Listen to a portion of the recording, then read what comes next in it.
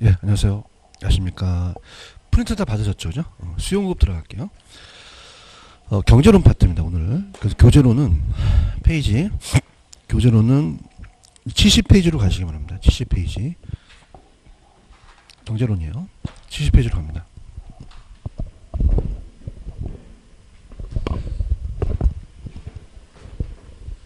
자, 70페이지로 가시면 경제론이 있거든요. 여기 나온다면 이제 경제론에서는 두 군데요. 우리가 이제 수요와 공급이론이고요. 수요와 공급이론은 나온다면 한 3문제에서 4문제 정도가 출제가 되고요. 그 다음에 이제 부동산 경기 변동입니다. 부동산 경기 변동. 만약에 거미집이론이 나오면 한 문제에서 한 2문제가량 출제될 가능성도 있어요. 그죠? 여기 위주로 가는데 들어가 볼게요. 자, 일단은 거기 보시면은 우리가 70페이지 가시면은 밑에 부동산 수요라는 개념이 있죠. 그죠? 여기서부터 이제 들어가는데, 자, 부동산 수요를 배우시기 위해서는 수요의 개념을 배웁니다. 그래서 수요는 파는 쪽이에요, 수요는 사는 쪽이에요. 사는 쪽이죠. 그래서 이제 정의가 수요란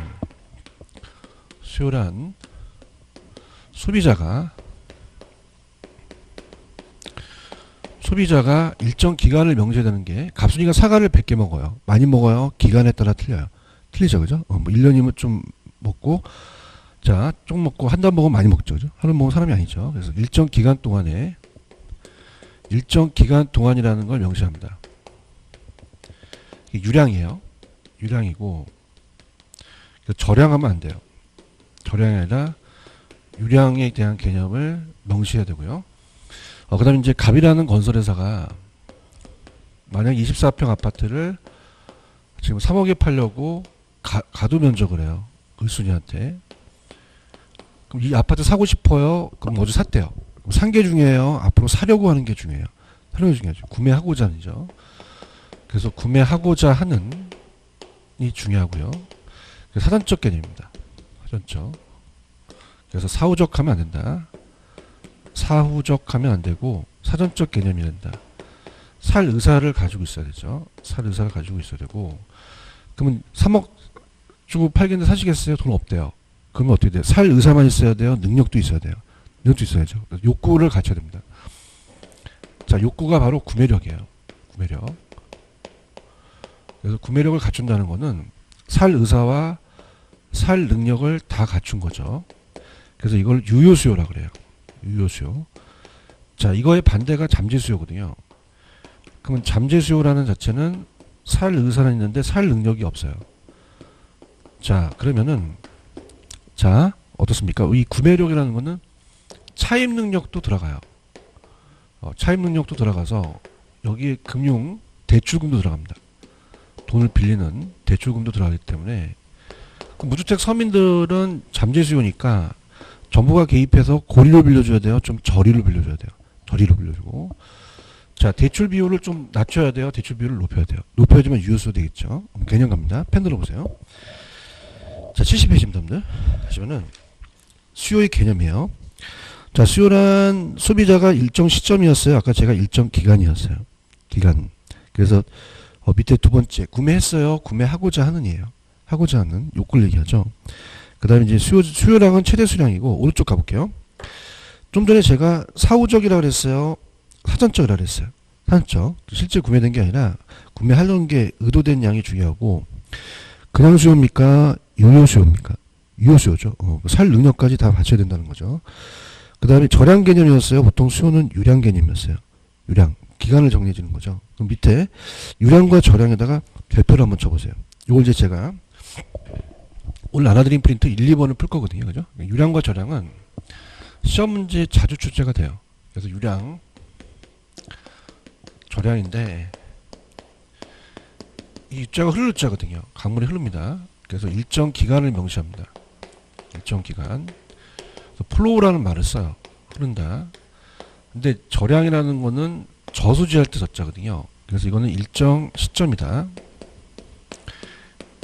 영어로는 이제 스톡이라고 말습니다. 스톡. 자, 그럼 어떤 거냐면, 자, 이렇게 봅니다. 우리가 양을 봤을 때, 아까 갑순이가 사과를 100개 먹어요. 그러면 어떻게 됩니까? 1년에 100개면은 조금 덜 먹고 한 달에 100개면 많이 먹죠. 하루 100개면 사람이 아니죠. 그죠? 그럼 일정 시점이 아니라 일정 기간을 명시해야 되는 거죠. 그죠? 그러니까 양인데 그럼 제가 지금 자, 호프집에서 500리터를 시켰어요. 이 정도. 근데 지금 제가 10분 동안 요 200리터를 마셨습니다. 그럼 현재 있는 건 300리터가 되죠. 그죠? 그럼 현재는 300리터고 제가 요거 10분 동안 마신 양이 유량이 되는 거예요. 그죠? 그래서 봅니다. 자, 그럼 기존에 있는 양은 저량이고, 자, 기존 신규라든지 뭐 빠져나간 건 다 유량인데, 자, 들어가 볼게요. 자, 느낌이 안 오시니까 갑돌이가 소득을 1000만원 벌어요. 그럼 많이 벌어요? 기간에 따라 틀려요. 그죠? 만약에 갑돌이 와이프가 연 1000만원 갖다 주면 쫓겨나고, 월 1000만원 갖다 면 좋아하고, 하루 1000만원 갖다 면 쓰러지죠. 그죠? 그럼 그냥입니까? 기간에 따라 틀립니까? 기간. 근데 자산이라는 건 어떻죠? 자산은 현재 가지고 있는 축적된 거죠. 이런 것들, 이렇게 해서 보시고요. 그 다음에 이제 임대료 수입을 1000만원 받아요. 많이 받아요. 기간에 따라 틀려요. 그죠? 유량이고요. 그 다음에 가격이라는 거. 자, 가격과 가치는요. 내가 지금 내 주택이 5억이라는 거는 2019년 1년 동안 5억이라 하면 안 되죠. 그러니까 현재 5억입니까? 현재죠. 그래서 현재 존재하는 현재의 일정 시점을 명시해야 돼요. 무슨 말씀인지 아시겠죠? 그죠? 그 다음에 이제 이자 비용. 내가 이자 비용이 1000만원 나가요. 많이 나가요. 기간에 따라 틀려요. 그러면 이거는 시점을 명시해야 돼요. 기간을 명시해야 돼요. 기간이고 이 양은 시점을 명시해야 된다는 거죠. 무슨 얘기인지 아시겠습니까? 그 다음에 현재 인구수. 대한민국 현재 인구수는 그냥입니까? 시점에 따라 틀립니까? 시점에 따라 틀리죠. 그럼 유량이에요? 저량이에요? 저량이죠. 이렇게 보시면 되고요. 자, 그 다음에 재고주택도 잘 나와요. 자, 시험에 잘 나오는 것만 좀 갈게요. 만약에 A지역에 100채가 지금 존재한대요. 2019년 1월 1일. 그럼 요거는 신규입니까? 기존에 있는 주택입니까? 중에 있죠. 그럼 요거는 일정 기간이에요? 지금 일정 시점이에요? 그러면 이건 그냥입니까? 재고주택입니까? 재고주택이죠. 그럼 재고주택이라는 자체는 자 어떤 기간을 명시해야 됩니까? 일정 시점을 명시해야 됩니까? 시점이죠. 전량에 대한 건데. 근데 만약에 이거를 우리가 2019년 12월 31일 날 갔더니 150채가 됐어요. 그럼 이 안에서 몇 채가 신규로 지어졌나요? 50채죠. 자, 그럼 이건 그냥입니까? 지금 제가 1년 동안입니까? 1년 동안은 시점이에요? 일정 기간이에요? 그럼 요거는 신규주택은 유량의 개념이라는 거죠. 아시겠죠? 그죠? 그래서 요거는 신규주택은 저량이다, 신규주택은 유량이다? 유량이죠. 그죠? 그러니까 이렇게. 그러니까 고여있는 양이 이제 재고가 저량을 얘기해서 시점을 얘기하고 신규는 만드는데 기간이 필요하죠. 그래서 일정 기간에 유량을 집어넣는다. 그렇게 가시면 돼요. 근데 이제 시험 문제는 저량 위주로 많이 나와요. 그죠? 그래서 요 네 가지만 암기하세요. 따라해보세요. 재고, 인구, 자산, 가치. 요 네 가지만 나오고 다 유량이거든요. 그래서 요 위주로 가지고 가시면 돼요.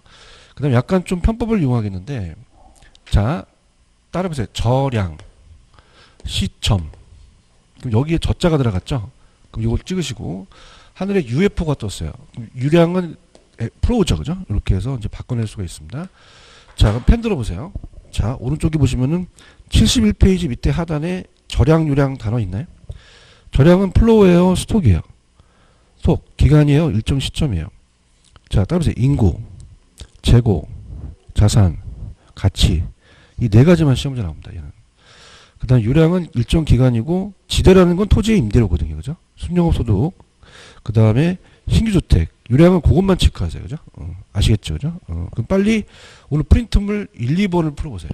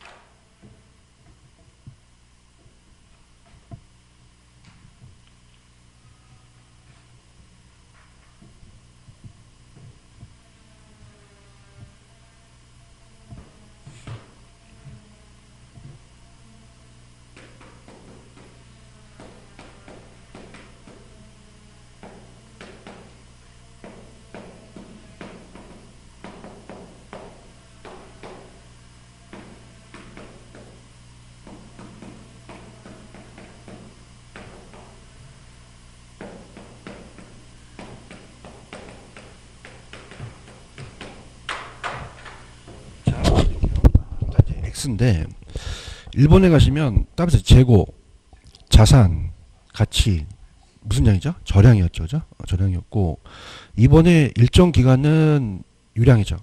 그럼 스톡이에요, 플로우예요? 플로우죠. 그렇게 가지고 가시면 됩니다. 아시겠죠, 그죠? 그다음 넘겨보시면은 페이지 72페이지로 가죠. 72페이지 가서 거기 보시면은 수요 함수라는 단어가 나오죠. 무슨 함수? 수요 함수.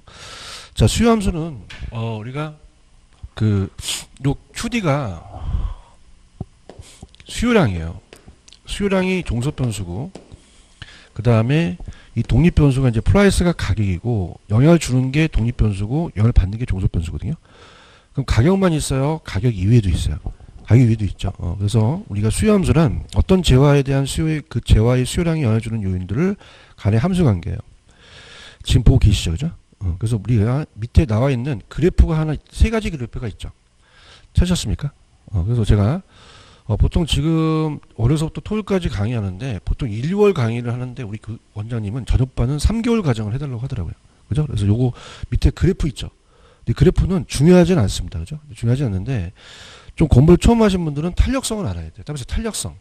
그걸 알아야 되니까 요거는 이제 별별 치지 마시고요. 한번 들어보세요. 지금 여러분들 보시면은 개인 A하고 B하고 시장 전체라는 단어가 있나요?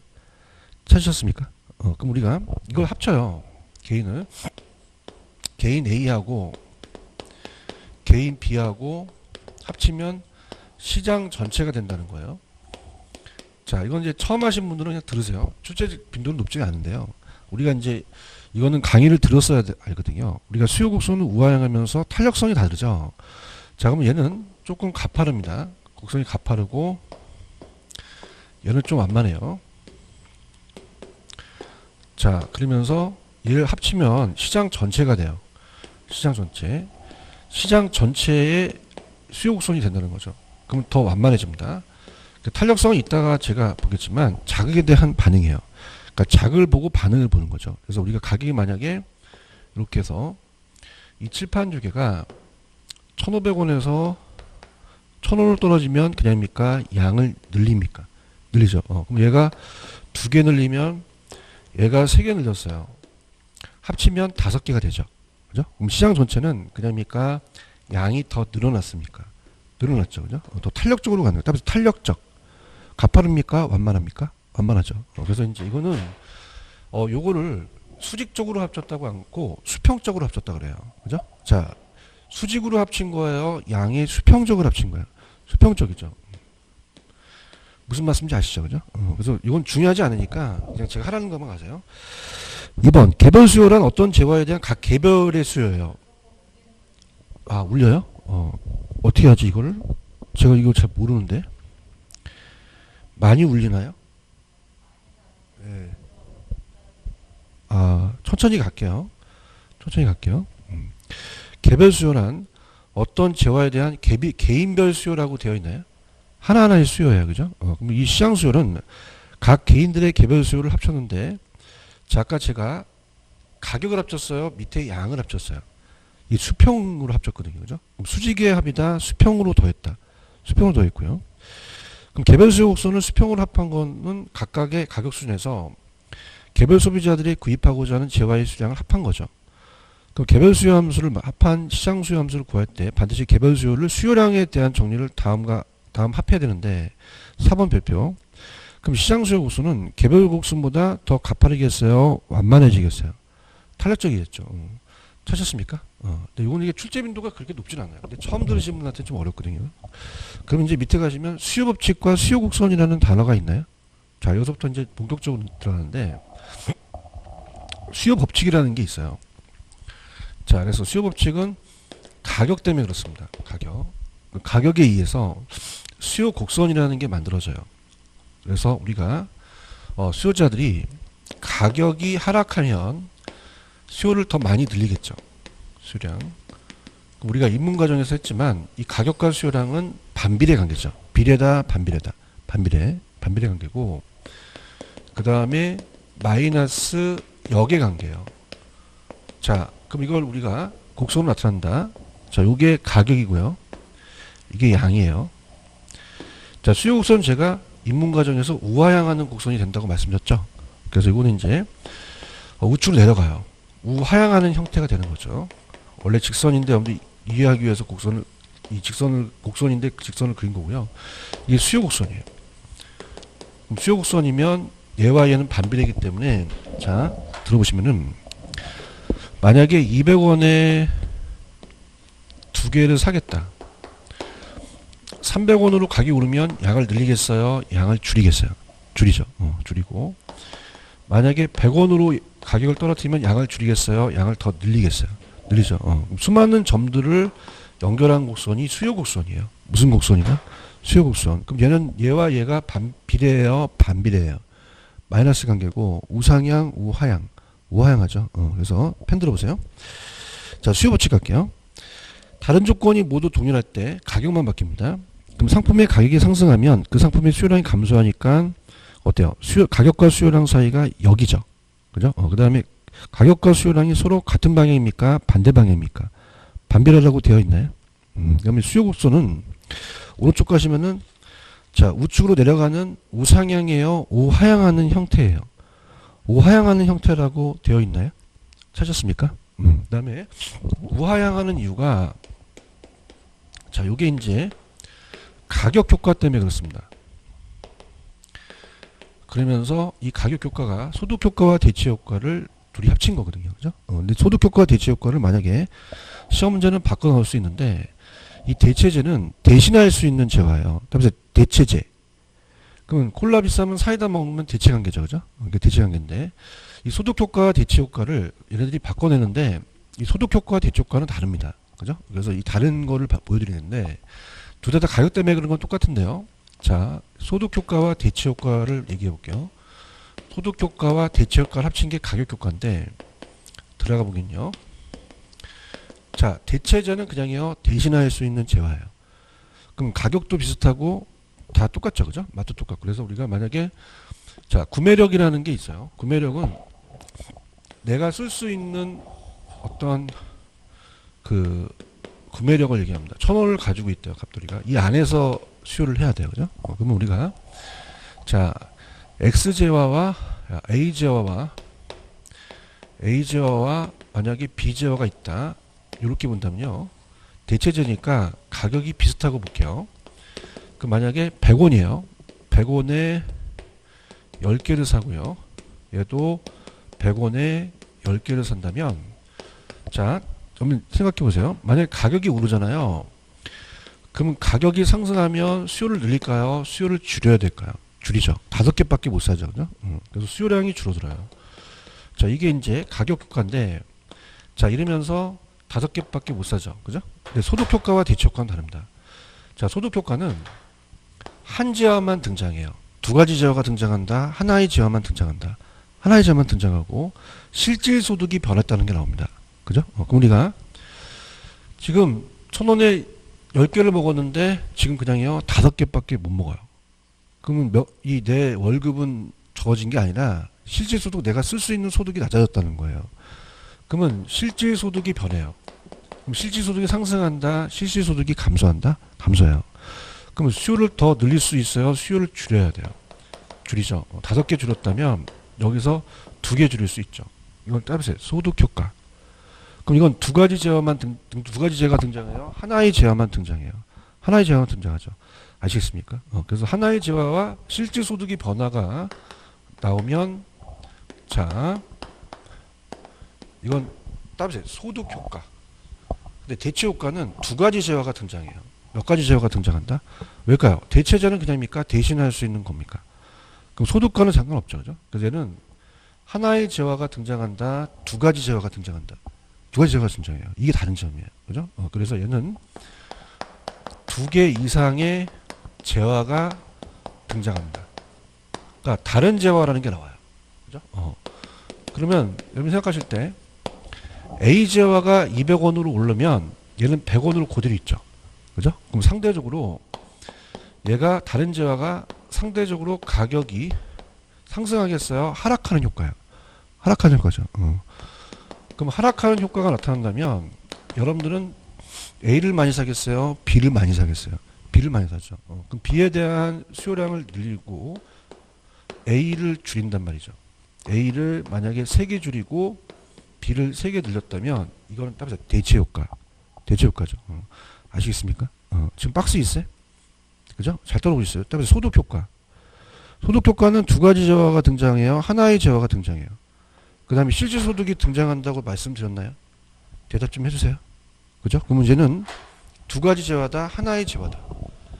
그럼 재화의 가격이 하락하면 실질 소득이라는 게 들어가 있죠. 증가해서 소비자의 구매력을 향상시켰다. 이처럼 재화 가격이 하락해서 소비자의 실질 소득을 증가하는 것은 무슨 효과? 소득 효과죠. 그런가요? 근데 대체 효과는 칠판 보세요. 하나의 재화가 등장해요. 두 가지 재화가 등장해요. 두 가지 재화가 등장하죠. 이해하셨나? 그러면 대체 효과는 몇 가지 재화가 등장한다? 두 가지. 그래서 일반적으로 어느 한 재화의 가격 상승하면 상대 가격이 바뀌어요. 그죠? 변해서 소비자로 하여금 상대적으로 값이 싸지잖아요. 그런가요? 그럼 반대로 가격이 하락한 가격 변동이 없는 재화의 소비를 감소시키고 가격이 하락한 재화를 많이 늘리는 거죠. 그 다음에 대체 효과. 자, 이건 하나의 재화가 등장해요. 두 가지 재화가 등장해요. 오케이. 아시겠어요? 근데 다 둘 다 가격이 떨어졌기 때문에 다 수요 곡선이 우하향한 이유가 되겠죠. 이해하셨어요? 그 다음에 밑에 가시면 5번 별표 3개. 아, 이건 별표 3개짜리입니다. 무조건 떠요, 이거. 여기 5번에 보시면 수요량의 변화와 수요의 변화가 있나요? 찾았습니까? 그래서 이건 내가 진짜 여러분한테 확실하게 얘기하는데 100% 나와, 100%. 그럼 아까 요 가격 기억하시죠? 가격. 그 가격이 수요량의 변화예요. 자, 들어갑니다. 이건 무조건 떠.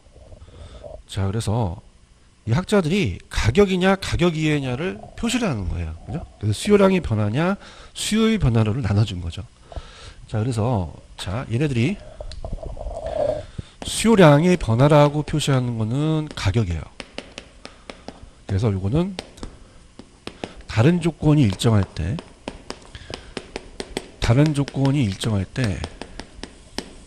가격 때문에 바뀌어요. 뭐 때문에 바뀐다? 이게 만약에 아파트라면 요 해당 부동산의 가격 때문에 그렇습니다. 가격 변화. 자, 그럼 아파트면 아파트의 가격 때문에 그래요. 근데 수요의 변화는 달라요. 가격 이외입니다. 그죠? 왜 우리가 이 아파트를 사시려면 분양가만 영향을 받습니까? 이자에도 영향을 받습니까? 이자는 가격이에요? 가격 이외예요? 이외죠. 그래서 수요의 변화를 표시를 하는 거예요. 그럼 수요의 변화는 가격 이외의 변화라는 거죠.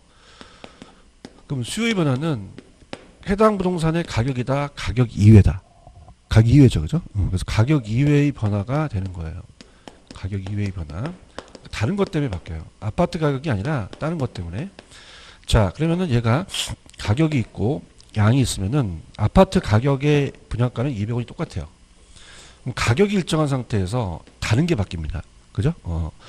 그럼 아파트 사실 때 여러분들 그냥입니까? 이자가 좀 낮아야 됩니까? 낮아야지 돈을 많이 빌리죠? 대답 좀 해주세요. 아까 차입 능력도 들어가니까. 그래요? 이자가 낮아지는 건 가격이에요? 가격 이외예요? 이외. 그래서 곡선 자체가 얘는 이렇게 움직여요. 이렇게. 그래서 1, 2, 3. 그래서 2개에서 3개로 늘어나는 건 똑같은데 얘는 가격 때문에 그렇고 가격 이외 때문에 그렇습니다. 자, 그러면 어떤 일이 벌어지냐면 금리가 인하해요. 그럼 수요가 증가됩니다.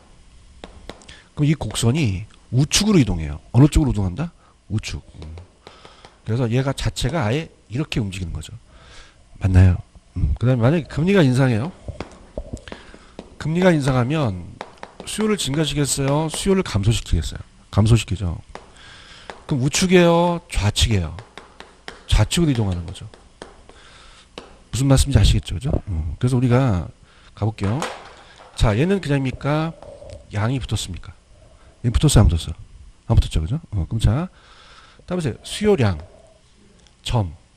그럼 이건 곡선상의 점의 이동이 되는 거예요. 그죠? 그래서 이거는 곡선상의 점의 이동입니다. 다시 말씀드리면 이 칠판 주개가 안 움직여요. 움직여요? 안 움직여요? 안 움직이고 요 선상에서만 움직이겠죠. 대답해 주세요. 근데 얘는 그냥이요. 이 곡선 자체가 이동을 해요. 이동을 하죠. 그래서 이거를 수요 곡선 자체의 이동이라고 그래요. 이거는 곡선 자체 이동. 이해하셨죠, 그죠? 그래서 재밌게 간다면 우리가 수요를 늘린다는 거는 더 수요를 많이 산다는 건 기분이 좋죠. 그럼 기분이 좋으면 우측, 기분이 나쁘면 좌측 이렇게 가도 돼요. 아시겠습니까? 펜 들어볼게요. 73페이지입니다. 밑에 수요량의 변화라는 게 있나요? 자, 얘는 그냥이요. 양이 붙었어요. 자, 얘는 그냥이요. 곡선상의 점의 이동이에요. 당해제와의 가격이죠, 그죠? 다른 걸 일정하고. 근데 수요 변화는 가격이에요. 얘는 가격 이외예요. 그럼 얘는 곡선 자체가 이동을 한 거죠. 그런가요? 그래서 증가하는 우측, 감소는 좌측. 가격이 불변이고 다른 게 바뀐다는 거죠. 이해하세요? 근데 이제 이게 조금 어렵게 나왔는데 이 저자분이 해놓으셨네. 넘겨보세요. 이게 자, 이거는 요 생긴 모양이 따보세요. 우하향 우측으로 내려가는 형태예요. 그죠? 근데 이거는 뭐냐면 그냥입니까? 곡선 자체가 이동을 합니까? 이동을 하죠. 그래서 이거는 자, 어떻게 이동하냐면 따라해보세요. 우상향 이동. 이거 뭐냐면 곡선 자체의 생긴 모양이 아니라 이 곡선 자체가 우측으로 올라간다는 얘기예요. 아시겠습니까? 그 다음에 요거는 따라해보세요. 자하향 이동. 좌측으로 이 곡선이 내려간다는 거죠. 그래서 내가 웬만하면 안 하는데 요게 출제가 됐어요.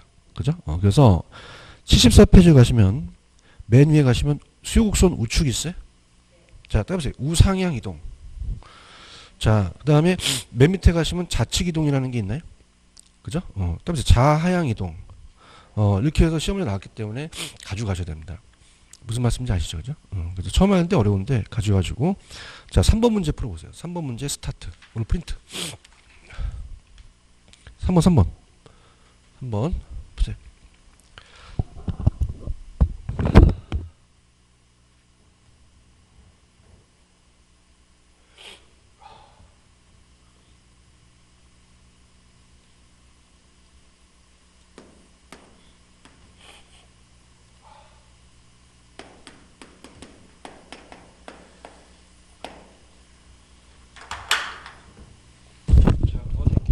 자, 여기 화면을 보세요. 수요곡선이 그장이에요. 이동을 했어요. 이건 가격이에요. 가격 이외예요. 그럼 수요량은 변했지만 수요량의 변화라고 그러셔야 돼요. 수요의 변화라고 하셔야 돼요. 수요의 변화라고 하셔야 되죠. 그런가요? 그럼 수요량의 변화가 맞겠어요? 수요의 변화가 맞겠어요? 수요의 변화가 맞죠? 이해 갔어요? 이렇게 나오고요. 그 다음에 74페이지로 갑니다. 74페이지로 가시면 그 6번에 가시면 수요 변화 요인이라는 단어가 있죠? 가격 이외인데 자, 거기 보시면 소득의 변화라는 게 있나요? 별표 쳐보세요. 이것부터 스타트입니다. 이제 두 가지 재화가 있어요. 소득의 변화인데 소득이 늘어나면 수요량을 늘리는 게 있고 수요량을 줄이는 게 있거든요. 우리가 수요량을 늘리는 게 좋은 거예요. 그래서 우등제라고 하고, 근데 우리 시험 문제는 이걸 정상제로 나옵니다. 자, 이건 열등제죠. 그럼 뭐냐면 이거예요. 소득이 높아지면 나쁜 거 사요? 좋은 거 사요? 좋은 거 사죠. 그래서 예를 들어서 얘가 신차라면 열등제는 소득이 낮은 사람이 선호하는 거거든요. 중고차예요. 그러면 여기 소득이 높아지면 중고차 뽑겠어요? 새차 뽑겠어요? 새차 뽑는 게 정상적인 재화죠. 그래서 우등제, 정상제는 이게 같은 방향으로 갑니다. 반대 방향이다, 같은 방향이다, 같은 방향이고, 열등제는 같아요, 반대요. 반대로 간다는 거죠. 아시겠습니까? 그래서 소득 볼게요. 펜 들어보세요. 소득은 자, 일반적으로 소득이 증가하면 수요가 증가하고 소득이 감소하면 수요가 감소한다. 자, 이거는 따라보세요. 우등제, 정상제. 자, 근데 소득이 증가하면 수요가 감소하는 건 따라보세요. 열등제. 반대입니다. 그죠? 이거 보시고요. 그 다음에 2번에다가, 양가로 2번에다가 별표 3개, 100% 나오는데, 관련제와의 가격 변화라는 게 있나요? 자, 이걸 이제 이렇게 적으세요. 다른 부동산의 가격. 이렇게 볼게요. 다른 부동산의 가격. 자, 제가요, 어떤 지인이 아프셔서 병문안 갔는데, 지금 과일 가게에 사과와 배가 팔아요. 사과 가격이요, 물어봤더니 가격이 엄청나게 올랐어요. 금값보다 더해요. 그럼 사과 사시겠어요? 배를 사시겠어요? 배 사죠. 맞아요? 배를 사셨던 건 배의 가격 때문입니까? 사과 가격 때문에 그렇습니까? 사과 가격 때문에 그렇죠. 맞아요? 그럼 예부 때문에 그래요? 다른 재화 때문에 그래요? 다른 부동산 때문에 그렇다는 거죠. 아시겠습니까? 그러니까 내가 다른 부동산 가격 때문에 내가 영향을 받을 수 있다는 거죠. 그죠? 그걸 따라서 대체제. 아까 대체제는 성질이 붙어서 그냥입니까? 바꿀 수 있는 재화입니까? 그럼 우리가 콜라 아니면 사이다 먹고 빌라 비싸면 아파트 사면 되잖아요. 따라서 보완제. 커피에 설탕 타 먹죠. 그럼 이거는 서로 공생관계예요. 그래서 함께 있을 때 효율 커지는 제가 보완제라는 얘기죠. 아시겠습니까? 그럼 대체제부터 갈게요. 자, 그럼 대체제 가격이 나한테 영향을 줄 수 있다는 거죠. 자, 이게 어렵기 때문에 처음은 이제 이해를 하시는 것 쪽으로 갈게요. 그럼 대체제는 대신할 수 있는 재화인데, 대체제 가격이 비싸면은, 자, 빌라 가격이 비싸요. 그럼 아파트 사요. 내가 아파트가 해당 재화니까. 그럼 아파트에 대한 수요량을 늘렸다는 것은 아파트 가격 때문에 그럽니까? 빌라 가격 때문에 그렇습니까? 빌라 가격 때문에 그렇죠. 그걸 따라서 대체제. 그럼 빌라의 대체제 가격과 나는 같은 방향으로 움직이는 거죠. 이해했습니까? 그래서 헷갈린 게 빌라 가격이 오르면 빌라 수요량을 줄이고 아파트에 대한 수요량을 늘리죠. 그럼 따로 대신할 수 있는 재화. 그러면 수요는 반대잖아요. 근데 여기서 물은 건 그냥입니까? 그 대체제의 가격입니까? 가격이에요. 그죠? 그럼 이게 오르면 그냥입니까? 내 걸 더 삽니까? 더 사죠. 대체제가 비싸면 사시겠어요? 안 사시겠어요? 안 사고 내 걸 사죠. 그럼 대체제 가격과 나는 같은 방향으로 움직인다는 거예요. 이해 갔나요? 근데 아까 커피와 설탕은 보완 관계라고 말씀드렸죠. 그래서 만약에 커피가 있고요. 부동산이 설탕이 있어요. 자, 그러면은 이 커피에 대한 보완제입니다. 얘가. 보완제 가격이 만약에 하락되면 커피가 싸지면 커피 수요량만 늘어날까요? 설탕 수요도 같이 늘까요? 되겠죠. 그죠? 그러면 어떻게 돼요? 따라서 보완제. 그러면 수요가 늘으면 얘도 수요가 늘어났죠. 근데 물어보는 거는 그냥입니까? 다른 부동산의 가격입니까? 가격이죠. 따라서 보완제 가격. 보완제 가격과 나는 반대로 움직인다는 거죠. 아시겠습니까? 그래서 이거는 좀 연습하셔야 돼요. 그죠? 갈게요. 지금 여러분들 74페이지 밑에 대체제 가격이라는 단어가 있나요? 찾았습니까? 74페이지 맨 밑에 1번에 대체제 가격이 있어요? 그럼 XJ와 YJ를 봤을 때 대체관계다. 그럼 XJ의 가격이 상승하면 YJ 수요량이 어떻습니까? XJ 수요량은 감소하고 대체관계는 Y 수요가 증가하겠죠. 그러면 YJ의 가격은 어떻게 될까요? 올라가겠죠. 맞나요? 이렇게. 그 다음에 이쪽 보완제라는 단어가 있나요? 보완제는 함께 있을 때 효율이 커지는데 커피와 설탕이 보완제래요. 그럼 커피 가격이 오르면 커피만 줄어요? 설탕도 줄어요? 그러면 커피 가격이 올랐더니 내 걸 줄였죠? 그럼 커피의 보완제 가격과 나는 반대 방향이라는 거죠. 이해하셨습니까? 그래서 이게 좀 어렵기 때문에 여러분들이 조금 연습을 하시기 바랍니다. 아시겠죠? 그죠? 오른쪽 대체제와 보완제는 아까 설명드렸죠. 그죠? 그 다음에 양가로 3번에다가 펴. 매수자의 가격 변화에 대한 예상이라는 단어가 있나요? 자, 이건 뭐냐면 가격 상승의 기대감이에요. 그럼 가격 상승의 기대감이 높다는 거는 아직 상승했어요. 상승할 걸 예상해요. 그죠? 자, 우리가 남자분들 담배값이 다음 주 오를 것 같아요. 그럼 그냥입니까? 가서 사재기를 합니까? 그죠? 더 오르기 전에 산다는 얘기죠. 그럼 가격이에요? 가격 이외예요? 가격 이외죠. 그럼 우리가 수요의 변화에 들어간다는 거죠. 아시겠죠? 그죠? 가격이다? 가격 이외다? 이외. 분위기 안 좋은데 가격이 올랐어요? 안 올랐어요? 안 올랐죠. 올랐어? 안 올랐어? 올랐으면 적어요. 근데 올랐어요? 안 올랐어? 안 올랐고 예상만 해서 내가 수요를 늘린 거죠. 그럼 가격이다? 가격 이외다? 가격 이외라는 거죠. 아시겠습니까? 그래서 이것도 가격 변화에 대한 예상도 가격 이외의 요인으로 수요 곡선 자체가 우측으로 이동한다는 거죠. 이해하셨죠? 이렇게 됐으면 잘 따라오셨고요. 이 정도 하면 훌륭해요. 넘기세요. 자, 넘겨보세요. 넘기시면은 76페이지로 갑니다. 자, 76페이지 가시면 지금 우리 그냥 수요를 배우고 계세요? 부동산 수요를 배우고 계셔요? 부동산 수요죠. 그죠? 맞나요? 그럼 볼펜을 들어보세요. 자, 볼펜은 저가지만 부동산은 그냥이에요? 고가예요. 그럼 2번. 구매 자금을 축적하는데 우리는 시간이 적게 걸릴까요? 오래 걸릴까요? 오래 걸리죠. 고가 때문에 그래요. 맞나요? 그 다음에 구매 결정에서 전문성이 요구돼요. 뭐 법적인 거와 경제적, 기술적. 그 다음에 또 이자 같은 것도 고려되고요. 자, 구매 절차에 여러분들 볼펜을 등기한다는 얘기 못 들으셨죠? 근데 부동산은 그냥이 돼요. 등기를 해야 돼요. 그러면 볼펜하고는 다른 구매 절차가 있겠죠. 그런가요? 그 다음에 우리가 자, 아까 부동산 가격이 상승할 걸 예상해요. 그럼 지금 오히려 수요를 증가시켜야겠죠? 따라서 투기 수요. 가수요라는 거죠. 볼펜에 가수요가 있는 건 아니잖아요. 그죠? 부동산에 많죠. 이런 것들. 보시면 되고, 위에 탄력성은 아직은 보지 마시고, 그 다음에 오른쪽에 보시면은 부동산 수요의 종류에서는 2번만 출제가 많이 돼요. 따라서 유효 수요. 아까 유효 수요라는 거 기억나시나요? 그럼 살 의사만 있어야 돼요? 살 능력도 있어야 돼요? 다 갖춰야겠죠. 거기 안에는 이 금융 대출금도 포함됩니다. 그 다음에 아까 가수요라는 건 뭐냐면, 자, 여러분들, 뭐 저도 뭐 갭투자나 이런 다주택자니까 투자를 했는데, 내가 갭투자했다는 건 뭡니까? 그냥입니까? 이거는 내 그 사용할 의사가 있어요? 없어요? 없고, 내가 투기 수요로 들어간 거죠. 그다음에 가수요. 이건 이용 관리 의사가 없어요. 그죠? 그냥 나는 갭투자해서 나는 시세 차익만 먹고 싶다는 거죠. 아시겠어요? 자본이득이고. 그 다음에 밑에 신규 수요는 구매력이 생겨서 처음 부동산 사면 신규고, 내가 현재 부동산을 처분하고 다른 부동산을 교체한다면 그냥이에요. 교체 수요. 교체 수요죠. 근데 찍어줄게. 그냥 유효 수요 나와. 무슨 수요 나와? 유효 수요.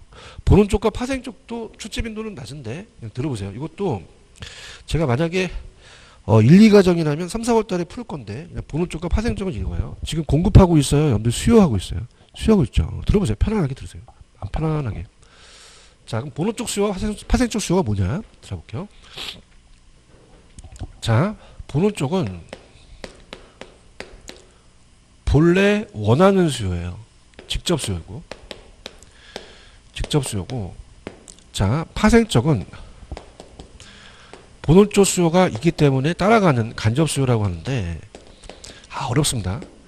자, 예를 들어서 여러분이 빵집 가갖고 밀가루 사세요? 빵을 사세요? 밀가루 사는 건 아니잖아요. 제 어려운 얘기 합니까? 빵 사죠. 그냥이요. 본래 원했어요. 그럼 먹으려고 샀죠. 다음에 직접 수요. 근데 빵집 아저씨는 그냥입니까? 밀가루를 사야 됩니까? 그럼 밀가루 왜 샀어요? 먹으려고 샀어요? 빵 생산하려고 샀어요? 간접 수요라 그래요. 다음에 간접 수요. 파생되는 수요를 얘기하는 거죠. 이해 갔어요? 그 다음에 보세요. 그러면은 우리 시험 문제는 빵 나와요? 주택 나와요? 주택이죠. 그죠? 그럼 여러분이 주택을 사셨어요. 그럼 건설회사가 그냥이요. 주택을 생산해야 돼요. 그럼 토지가 안 필요해요? 필요해요. 필요하죠. 그럼 여기서 택지가 들어갔다는 거는 파생 쪽 수요의 간접 개요가 강하다는 얘기예요. 아시겠습니까? 할게요. 지금 보는 쪽 수요라는 게 있나요? 찾았어요? 이건 아까 지금 제가 얘기했던 밀가루 수요입니까? 빵의 수요입니까? 빵을 내가 원한 거죠. 주택을. 그런가요? 근데 밀가루를 수요하시거나 택지를 수요한 건 그냥입니까? 빵을 생산하기 위한 겁니까? 파생 쪽 수요라는 거죠. 그죠? 그래서 간접 수요로 들어간다는 얘기예요. 이해 갔나요? 그래서 맨 밑에 즉 밑줄 쳐보세요. 토지를 샀다는 거는 보통 토지를 직접 수요하게 샀습니까? 건설회사가 주택을 생산하게 샀습니까? 간접적 수요의 파생적 수요의 개념이 강하다는 얘기예요. 무슨 얘기인지 아시겠습니까? 이렇게 되셨어요? 이렇게 그래서 우리가 거기 보시면은 생산 요소에 대한 수요가 파생적 수요거든요. 그래서 우리가 예를 들어서 주거지에 대한 택지 수요는 주택의 수요에 파생되고 농경지의 수요는 농산물에 대한 수요에 파생된다는 거죠. 아시겠죠? 이렇게 그래서 보는데 보는 쪽과 파생 쪽도 요새 잘 안 나와요. 그냥 아까 따르세요. 유효 수요. 그거 위주로 가져가세요. 제가 이제 이 3개월 과정으로 다 마스터해달라고 해서 지금 다 하고 있긴 하는 거예요. 아시겠습니까? 그 다음에 넘겨볼게요. 자, 넘기시면은, 자, 지금 뭐, 그 위에 있는 거는 뭐, 당연히 아까 했던 거니까 이제 보시고요. 자, 일단 이렇게 할게요. 수요를 발생시키는 거는 수요를 증가시키는 거예요. 그죠? 그럼 수요를 줄이는 겁니까? 수요를 증가시키는 겁니까? 증가. 그럼 넘겨보세요. 여러분들, 인구가 증가하면 그냥요, 부동산 수요가 늘어나요. 늘어나고, 가구가, 핵가족하면 가구가 분리되죠. 혼인에 대한 분가하면 되고요. 각종 공공시설에 의한 용지 확보가 많아지면 부동산 수요가 늘어나겠죠. 여기서 소득은 그냥 정상제를 얘기를 해요. 소득이 늘어나면 양을 늘리겠죠. 그 다음에 아까 대체재 기억나시죠? 대체재 가격이 상승하면 그냥입니까? 내게 늘어납니까? 늘어나고 보완재 가격과 나는 반대죠. 보완재 가격이 떨어졌으니까 나도 가격이 떨어지니까 내게 늘어난 거예요. 아시겠습니까? 대체재 보완재는 좀 연습을 하셔야 돼요. 그 다음에 금리가 인하하면 수요가 늘어나죠. 근데 제약 요인은 뭐냐면 수요를 감소시키는 요인이에요. 그럼 여러분들 싸요? 부동산은 비싸요? 그럼 사기가 좀 어렵죠. 제약됐고 그 다음에 공사업상의 규제가 많고 유사부동산의 과잉 공급을 많이 하게 되면 그게 가격이 떨어지잖아요. 그죠? 그럼 그쪽으로 수요하고 내 건 안 온다는 거죠. 그 다음에 중과세 때리면 금리 인상하면 수요를 늘리겠어요? 수요를 줄이겠어요? 줄이는 거죠. 이렇게 가지고 가시면 됩니다. 무슨 말씀인지 아시죠? 이렇게. 강의, 일단 뭐, 요거 마이크는 좀 쉬는 시간에 좀 테스트하고요. 들을만 하시죠? 그죠? 이렇게 해서, 제가 천천히 나가도록 할게요. 무슨 얘기인지 아시죠? 이렇게. 좀만 쉬었다가 갈게요. 지금 쉬십시오.